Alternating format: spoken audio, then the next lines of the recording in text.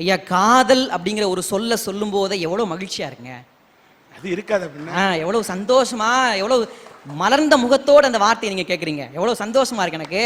காதலை பற்றி எவ்வளவு கவிஞர்கள் ரொம்ப அழகா பாடியிருக்கிறாங்க. ஏன்னு கேட்டா காதல் இல்லாம ஓட முடியாது, காதல் இல்லாம மனிதனால வாழவே முடியாது. அருமை அருமை. அழகா கவிஞர்கள் சொன்னாங்க பாருங்க, உங்களை மாதிரியேன்னு. காதல் அது ஒரு விந்தை வினைத்தொகை. மெய்யெழுத்துக்களை தடவி உயிரெழுத்துக்களை படிக்கிற ஒரு ஒப்பற்ற மொழி காதல். காதல் ஒரு பெரிய மர்மங்கள் நிறைந்த மகா சமுத்திரம். காதல சமுத்திரம்னு அவங்க சொன்னாங்க. இந்த சமுத்திரத்துல விழுந்துதானங்க கொள்ள பேர் சீரழிஞ்சு போனா. அன்னைக்கு கொள்ள பேர் சீரழிஞ்சு போனா அந்த சமுத்திரத்துல தானே சில பேர் மூழ்கி முத்தெடுத்து இருக்கிறான். அருமையா சொன்னீங்க சார். காதல் ஒரு சமுத்திரம் மாதிரின்னு சொன்ன கவிஞன் அதோட விட்டுறல, நீங்கள் எல்லாம் கடற்கரையிலேயே நின்று பார்த்தால் அது ஹார்மோன்களின் சேட்டையாகவே தெரியும். நல்ல காதல் இந்த சமூகத்தில் இல்லையா? தெய்வீகமான காதல் இல்லையா? ஐயா, 19 வயது நிரம்பிய ராஜேஸ்வரிங்கிற ஒரு பெண், இந்து பெண், ஒரு முஸ்லீம் இளைஞரை கல்யாணம் பண்ணிக்கிட்டாங்க. ஜெயங்கொண்டம் அப்படிங்கிற ஊர்ல அரிமா சங்கத்தினுடைய தலைமையில. அந்த இளைஞர் பாத்தீங்கன்னா 2 கால் இல்லாத ஒரு ஊனமான இளைஞர். அந்த இளைஞர் அந்த பெண்ணிட்ட போய் கல்யாணம் பண்ண உடனே பத்திரிகையாளர்கள்லாம் போய் ஒரு பேட்டி எடுத்தாங்க. என்னம்மா 2 கால் இல்லாத ஒரு இளைஞரை போய் காதலிச்சு கல்யாணம் பண்ணிக்கிட்டே வாழ்க்கை பூரா கஷ்டப்பட போறியான்னு கேட்டாங்க. அந்த பெண் ஒரே ஒரு கவிதை மட்டும் பதிலா சொன்னுச்சு, இஷ்டப்பட்ட இருவர் சேர்ந்து கஷ்டப்படுவதே காதல்னு சொல்லிச்சுங்க. அற்புதம். கஷ்டப்பட போற சரிமா, 2 கால் இல்லையே அவருக்கு, எப்படி வாழ்க்கை நடத்த போறன்னு கேட்ட உடனே அவருக்கு வேணா 2 கால் இல்ல சார், எனக்கு 4 கை இருக்குதுன்னு சொல்லிச்சு அந்த பொண்ணு. எப்படிமா அப்படின்னு சொன்னா அந்த பொண்ணு பதில் சொல்லிச்சு பாருங்க, ஒரு இடது கை, இன்னொன்று வலது கை, இன்னொன்று முகத்தில் புன்னகை, நெஞ்சில் நம்பிக்கைன்னு சொல்லிச்சுங்க. இருப்பது 4 கை, இந்த 4 கை இருந்தால் வந்து விடும் தனியாக வாழ்க்கை. ஆஹா ஆஹா. ஆனா இந்த நல்ல காதலை நான் போட்டுறேன் சார். ஆனா இதே சமூகத்துல போலி காதல்களை நிச்சயம் நம்ம தூட்டித்தான் ஆகணும். திரைப்படத்துல பாட்டுல பதிவு பண்ணா பாருங்க, எஸ்.சி. கிருஷ்ணன் ஒரு பழைய பாடகர். பிஓஐ பாய், பாய் என்ன பையன், ஜிஐஆர்எல் கேர்ள், கேர்ள் என்ன பொண்ணு, இந்த பொண்ணை கண்டதும் போதை உண்டாகுதே. எம்ஏடி மேட், மேட்னா கிறுக்கு, ஹெச்ஏடி ஹெட், ஹெட்னா தலை, தலை கிறுக்கு புடிச்சு நீ ஏனோ திண்டாடுற. லைலா நீ அடி, மஜ்னு நான் அடி, ட்ராஜடி நமக்குள் வேணாண்டி, காதல் போதையில் பேசும் வார்த்தைகள் காற்றில் போயிடும் பறந்தோடி. ஹே பிஓஐ பாய், பாய் என்ன பையன், ஜிஆர்எல் கேர்ள், கேர்ள் என்ன பொண்ணு, இந்த பொண்ணை கண்டதும் போதை உண்டாகுதே. அவர் பாய பத்தி பேசுறாரு, உங்களுக்கு என்ன சின்ன பையனை பத்தி வரணுமா?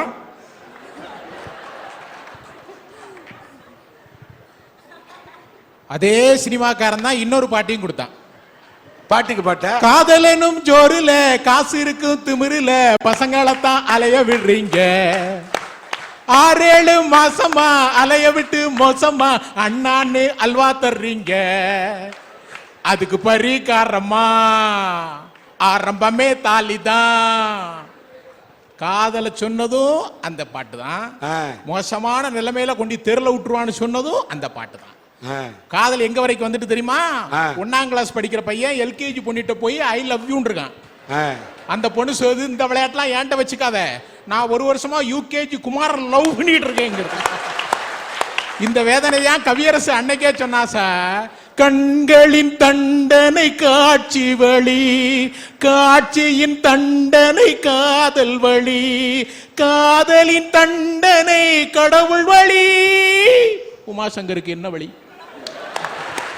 உண்மை தண்டிக்க என்ன வழி நான் யோசிக்கிறேன். போடுறது கண்ணாடி, என்ன அடைக்கிறது முன்னாடி, பேசுறது பின்னாடி, இந்த விளையாட்டு என்னடி? ஐயா, எல்லாம் நீங்கள் சொல்லி தந்த சொல்லடி. கரெக்டா பேசுங்க, இல்லாவிட்டால் வந்து விடும் கல்லடி. ஐயா, இந்த பாட்டுல ஒரு வரி வருங்க, ஜிஐஆர்எல் கேர்ள், கேர்ள்னா பொண்ணு, இந்த பொண்ணை கண்டதும் போதை உண்டாகுதேன்னு சொன்னானே, அதை நான் காதல்னு சொல்லல. ஒரு பொண்ணை பார்த்தா வாழ்க்கைக்கான பாதை தெரியுதுன்னு சொன்னா அது காதலுங்க. அந்த காதலை தான் போட்டுரும். இதே சமூகத்துல கிருஷ்ண பகவானை காதலித்தது மீராவும் ராதையும் நம்ம பக்கத்தூர் ஆண்டாளும் மட்டும் இல்லைங்க. டில்லி சுல்தானினுடைய மகள் திருமாலையே காதலித்து திருமாலையே கல்யாணம் செய்து கொள்ள வேண்டும் என்று தவம் இருந்தாங்க. ஒரு நாள் திருவரங்கத்தில் திருமாலுடைய சிலையை பிரிந்த சோகத்தில் உயிர் துறந்தாங்க. இன்றைக்கும் திருவரங்கத்தில் துலுக்க நாச்சியாராக மக்களால் போற்றப்படுகிற கடவுளாக இருக்கிறார். அப்படின்னா காதல் தெய்வீகமானது இல்லையா சார்? அப்பேற்பட்ட தெய்வீகமான காதலை என்றைக்கும் நான் போற்றுகிறேன். போலியாக வருகிற காதலர்களையும் காதலையும் நான் தூற்றுகிறேன்.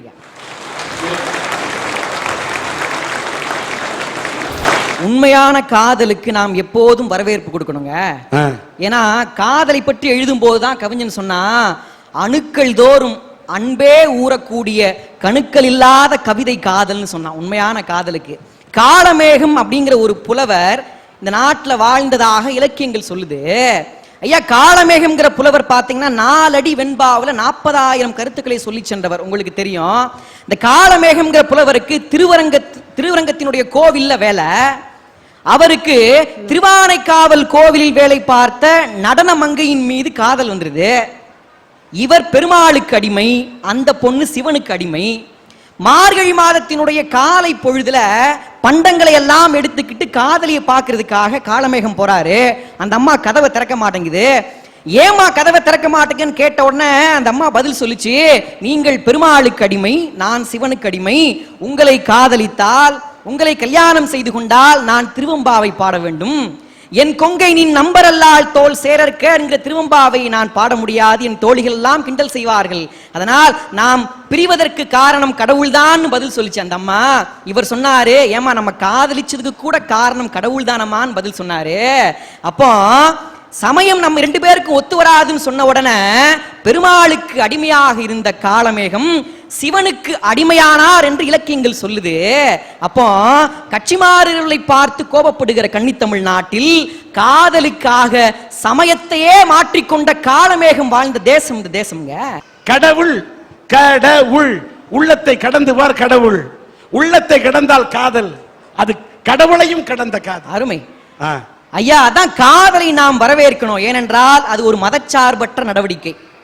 ஐயா ஒரு நிமிஷம் ஐயா, அங்கேயும் ஏமாறுறது எங்க ஆம்பளைங்களை தானே இருக்காங்க. ஜீன்ஸ் பேண்ட் போட சொன்னீங்க, போட்டனே. ஜிம்முக்கு தான் போக சொன்னீங்க, போனனே. அஜித்துன்னு நான் நினைச்சேன், எனக்கு அல்வாவை கொடுத்து போட்டீங்க. இன்னைக்கு காதல் இப்படி இருக்கியா? ஐயா, சகோதரி சொன்ன மாதிரி காதல் பண்றவங்க இன்னைக்கு இருக்கிறாங்க. ஐயா, அதான் ஒரு காதலன் காதலிய பீச்சுக்கு வாமான்னு கூப்பிட்ட அன்போட. காதலி எதுக்கு சொன்னா, பீச்சுக்கு வர்றது சரிங்க, பேசிக்கிட்டே இருப்பீங்க, அப்படியே தோல்ல கை போடுவீங்க நீங்க அப்படின்னா. உன்னை இவன் சொன்னா, சேச்சா அந்த மாதிரி கெட்ட பழக்கம் எனக்கு கிடையாது அப்படின்னா. சரி அது பரவாயில்ல, பேசிக்கிட்டே இருப்பீங்க, அப்படியே கூந்தல நீவி விடுவீங்களே சா அப்படின்னா. உன்னை இவன் சொன்னா, அப்படி மோசமான பையன் கிடையாதுமா அப்படின்னா.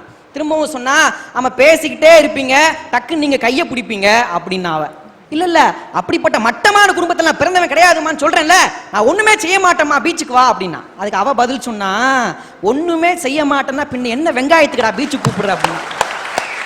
இன்னைக்கு இப்படியும் காதல் இருக்குதுங்கய்யா. அதைத்தான் திரைப்படத்துல பாட்டுல அழகா பதிவு பண்ணாங்க.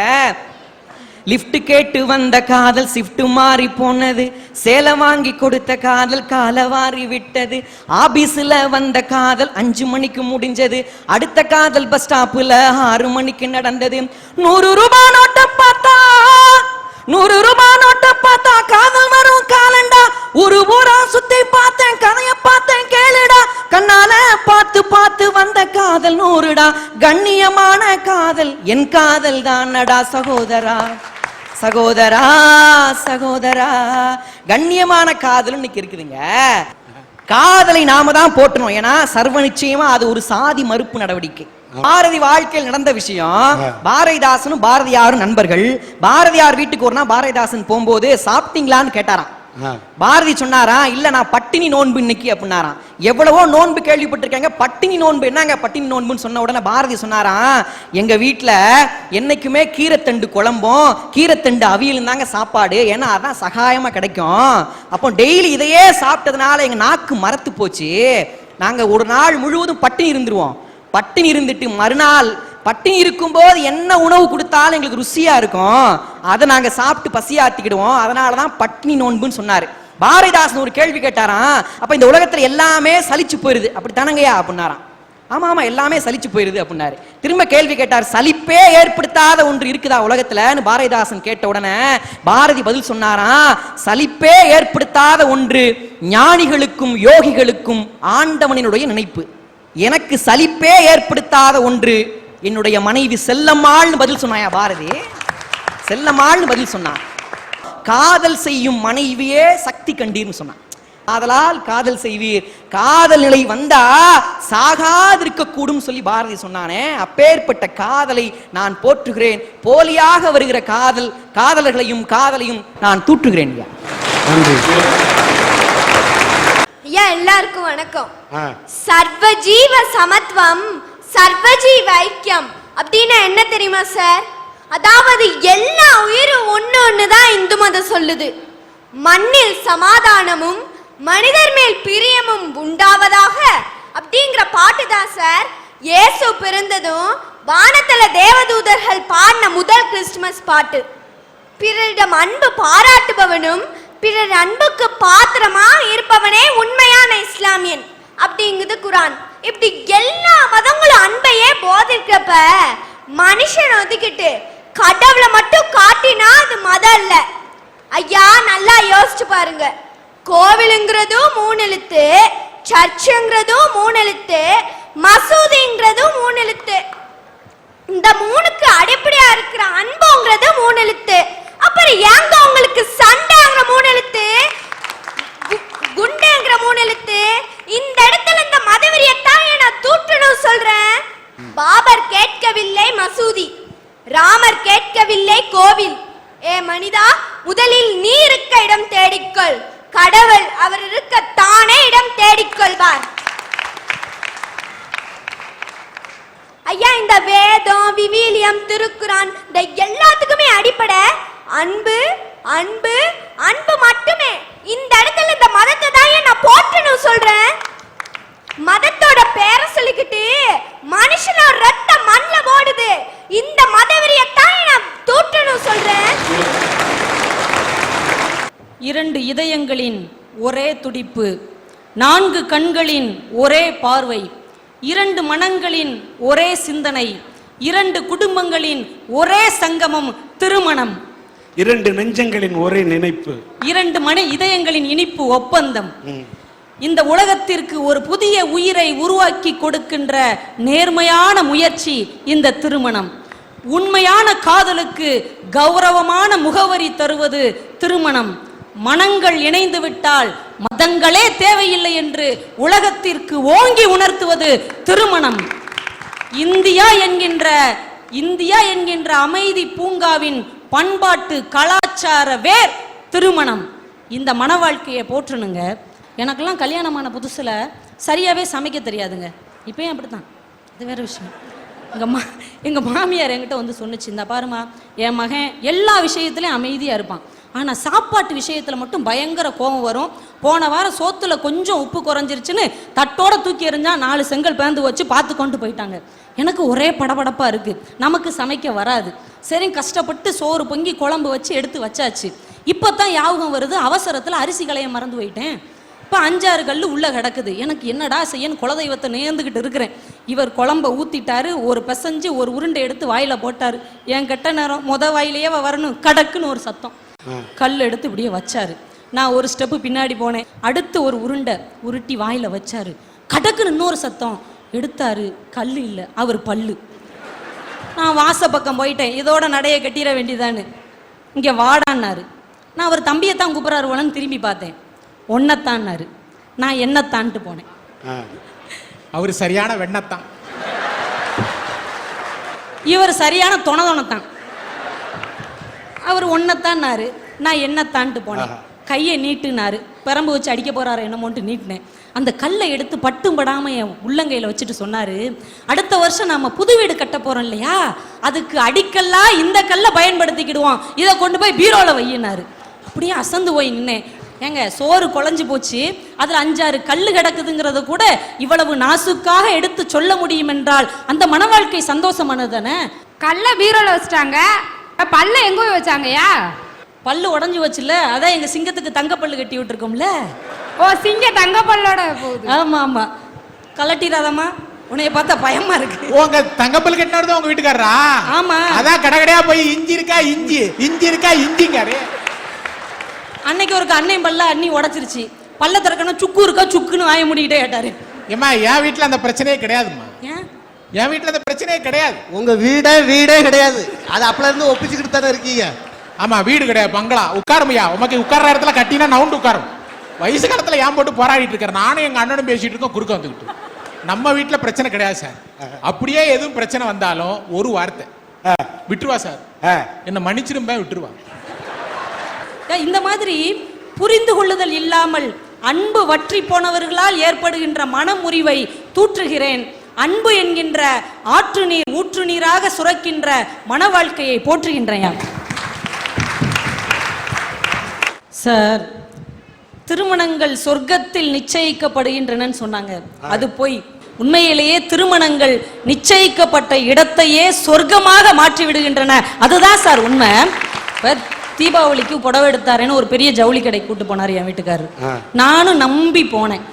போன உடனே சொன்னாரு 500 ரூபாய் 600 ரூபாய்க்கெல்லாம் புடவை எடுக்காத, அல்ல வெள்ள கூடுன புடவையா எடு, நம்ம அந்தஸ்துக்கு ஏத்த மாதிரி இருக்குன்னாரு. சரி, நானும் ஒரு 2000 ரூபாய்க்கு புடவை எடுத்துட்டு வந்து காமிச்சேன். இதெல்லாம் பத்துமா உனக்கு, இதெல்லாம் உன் சைஸுக்கு பத்தாதுமா, போமா போ அப்படின்னாரு. சரின்னு கொண்டு போய் வச்சுட்டு 5000 ரூபாய்க்கு ஒரு புடவை எடுத்துட்டு வந்தேன். என்னது இதுன்னாரு. இதாங்க கோலங்கள்ல எங்க அபியக்கா கட்டினதுன்னு. அபியக்கா கட்டினது அவங்களே கட்டட்டும், கெட்டாத புடவையா எடுத்துட்டு வான்னாரு. சரி, மச்சான்ட்ட துட்டு விளாடுது போல, இன்னைக்கு லம்பு அமைக்கிற வேண்டியதான்ட்டு 20 ரூபாய்க்கு டமால்னு ஒரு புடவை எடுத்துட்டு வந்து காமிச்சேன். வாங்கி பில்லை பார்த்து டும்முன்னு புடவையை கீழே விட்டுட்டு என் கையை பிடிச்சிக்கிட்டாரு. பிடிச்சிக்கிட்டு என்னையும் ஒரு மனுஷனா நம்பி 1000 2000 இல்ல 20000 ரூபாய்க்கு புடவை எடுத்த பாரு, பெருமையா இருக்குமா, ரொம்ப பெருமையா இருக்கு. ஆனா 20000 ரூபாய்க்கு புடவை எடுத்த உனக்கு கொடுக்கறதுக்கு ஒரு 200 ரூபா கூட வச்சான்ட்டு இல்லையேன்னு நினைக்கும் போதுதான் ரொம்ப வேதனையா இருக்குன்னாரு. நான் அதுக்காக வருத்தமா பட்டேன். கையில எம்புட்டு காசு இருக்குன்னு கூட தெரியாத ரொம்ப நல்லவருன்னு வந்தேன்ல. நானும் எங்க வீட்டுல ஜவுளி எடுக்க போனோம், எடுத்தாச்சு. என் வீட்டுக்காரி சொன்னா நாங்கெல்லாம் எடுத்துட்டோம், நீர் என்ன எடுக்க போறேருன்னா. நீங்க எல்லாம் எடுத்தாச்சாமா? நாங்கெல்லாம் எடுத்துட்டோம், நீர் என்ன எடுக்க போறேருன்னா. நான் சொன்னேன் பிச்சை எடுக்க போறேன்னு. சார், நான் பிச்சைமணி, நீ எப்பயா அவன பிச்சைமணி? உங்களுக்கு அன்னைக்கு அடிக்கடி பிரச்சனை வருதுல்ல? அடிக்கடி வரும், அடிக்கிற பிரச்சனை வருதுல்ல. இனிமே உங்க 2 பேருக்கு பிரச்சனை வரும்போது அவங்க கோபத்துல ஒரு அருவாள் எடுத்து துரத்துனாங்கன்னு வைங்க, பாதவதி, நீங்க இந்த உடம்ப வச்சு கஷ்டப்பட்டு ஓட வேண்டாம். ரொம்ப எளிமையா ஈஸியா ஒரு வழி சொல்றேன், கப்புன்னு காலில் விழுந்துருங்க, எல்லாம் சரியா போகும்.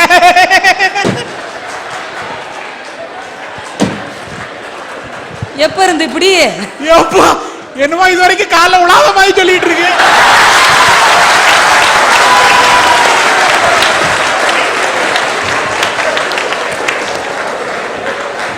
இவ்வளவு கைத்திட்டல ஏன் தெரியுமா? நீ மட்டுமா காலில் விடுற? அவங்களுக்கெல்லாம் ஒரு சந்தோஷம், நம்மளும் மேடையில இருக்காப்பா. மேடையிலையா? உலகம் ஃபுல்லா இருக்கிற ஐயா. அவ்வளவு சந்தோஷமா ஒரு நாள் என்ன பண்ணிவிட்டேன், ரசம் வச்சேன். இருட்டுக்குள்ள ஒன்றும் தெரியாம உப்புக்கு பதிலாக சீனியை போட்டேன். ரசம் இனிக்குது. நம்ம எப்பயுமே ஃபர்ஸ்ட் இவருக்கு தானே டெஸ்ட் வைக்கிறது, இவர் இல்லைன்னா வீட்டில் இருக்கிற எலிக்கு வைப்பேன்னு வைங்களேன். அன்னைக்கு சாப்பிட்டாரு. சாப்பிட்டுட்டு சொல்றாரு, இனிக்குதுல ரசமா இது, இதெல்லாம் ஒரு ரசமா, இது அதிரசம்னாரு. வாழ்க்கை எங்க வீட்லயும் வச்சானே ரசம், நவரசம். 9 வீட்டுல பிச்சை எடுத்து ஒன்னா கலக்கி வச்சிருந்தா. வாழ்க்கை எவ்வளவு சந்தோஷமா எடுத்துக்கிறாரு. ஆனா இப்படிப்பட்ட மனுஷனுக்கு கூட ஒரு நாள் கோவம் வந்துருச்சு. நான் சன் டிவில நியூஸ் ரொம்ப விரும்பி பார்ப்பேன். அக்கா என்னை அறிவாளின்னு நினைச்சிடாதீங்க, அந்த அக்கா கட்டிட்டு வர்ற புடவைக்காக பார்ப்பேன். இவர் வேகமா ரிமோட்டை பிடுங்கி KTV வச்சார், நான் சன் டிவி வச்சேன். அவர் KTV வச்சார். என் மக ஓடி வந்து சுட்டி டிவி வச்சா. டப்புன்னு கரண்ட் போயிருச்சு. இந்த மனுஷனுக்கு என்ன கோவமா தெரியல, பலார்னு அரைஞ்சிட்டு வேகமா போயிட்டார். ஏன்னா நான் திருப்பி அடிச்சிருவேன்னு பயந்துட்டு வேகமா போயிட்டார். போயிட்டு ஒரு 2 மணி நேரம் கழிச்சு எனக்கு ஃபோன் பண்ணார். ஹாய் செல்லம், சமாதானப்படுத்துறாராம். என்ன அப்படின்னு. இல்லை, நைட்டுக்கு என்ன டிஃபன் வச்சிருக்கேன்னார். டிஃபனா? விஷம் வச்சிருக்கேன். நான் சொன்னார், ஓகே நீ சாப்பிட்டு தூங்க, நான் வெளியில சாப்பிட்டுக்கிறேன். அக்கா நான் வருத்தமா பட்டேன். ஒரே ஒரு சந்தேகமா, கேளுங்க. அடிச்சது யாரு? உங்க வீட்டுக்காரரா? ஆமா உங்களை? ஆமா. இந்த மனுஷனுக்கு எவ்வளவு தைரியம்! இல்ல, எங்க வீட்டுல நடந்தாலும் சத்தம் வெளியே வராது சார். டிவி சவுண்ட கூட்டி வச்சிருவா.